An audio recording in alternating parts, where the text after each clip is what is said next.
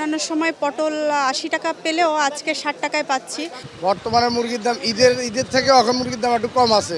তেলের লিটারে ১২ টাকা বাড়ার কোম্পানি ডিলার কালকে বলছে তেল লিটার ১২ টাকা বাড়বে, কিন্তু এখনো পুরান রেটে মালে আছে এখনো। বাজার আগের চেয়ে একটু আজকে কম দেখছি, কারণ অন্যান্য সময় পটল ৮০ টাকা পেলেও আজকে ৬০ টাকায় পাচ্ছি, কিন্তু কাঁকরোল হচ্ছে ১৬০ টাকা করে।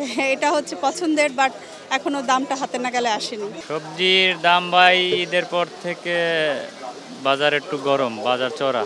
ঈদের আগে কম ছিল, যেমন আজকে বটবটি বেচতেছি ৬০ টাকা, টমেটো ৪০, পেঁপে ৫০, চিচিঙ্গা ৬০, ভেন্ডিও ৬০ টাকা, বেগুনও ৬০ টাকা, উস্তাটা একটু বেশি ৮০ টাকা, আর শসা হলো ৫০ টাকা, লাউ প্রতি পিস হলো ৬০ টাকা।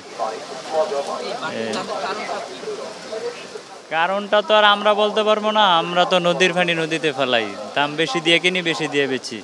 এটা বলতে পারে কৃষক, বলতে পারে আড়তদার, কেন দাম এরা বলতে পারবে, আমরা তো আর বলতে পারবো না। আমি পাকিস্তানি যে ককগুলো আছে এটা কিনলাম, আর বাজারে এসে আসলে ভালো লাগলো যে আগে যে টানাটানি ছিল এই টানাটানিটা নাই। আসলে ভাই আমার কাছে আসেন, সেদিক থেকে ভালো লাগছে। আর দামটাও রিজনেবল, আগে ৩০০ কাছাকাছি নিত, আজকে ২৮০ বললো, ৭০ টাকাও রাখা যায়, তো মনে হয় ৭০ করে রাখছে।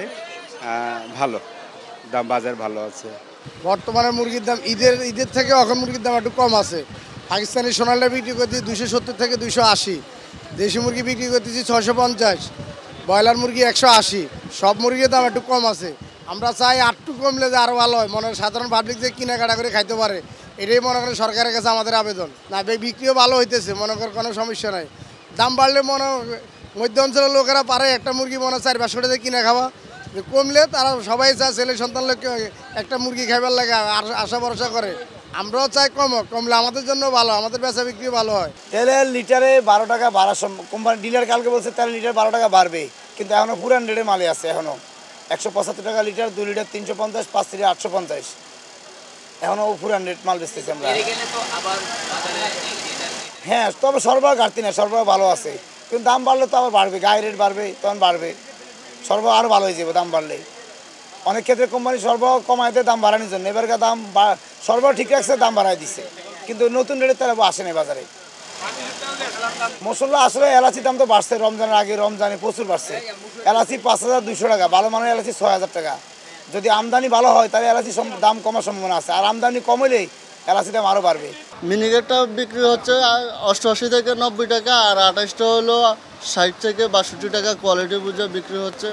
আর নাজির চাল হলো ৮০, সব চালে কোয়ালিটি বুঝি ৭৬, ৭২, ৭৫ এরকম কোয়ালিটি বুঝে বিক্রি হচ্ছে। গত সপ্তাহের তুলনায় এখনও চালের দাম বেড়ে নেই, শিগগিরই আসছে। একটু বাড়তি বলতে এখন গত ১ মাস ধরে বাজারটা শিগগির আছে, তবে আমরা আশাবাদী সামনে নতুন সিজন আসছে, চালের দামটা কিছুটা কমবে।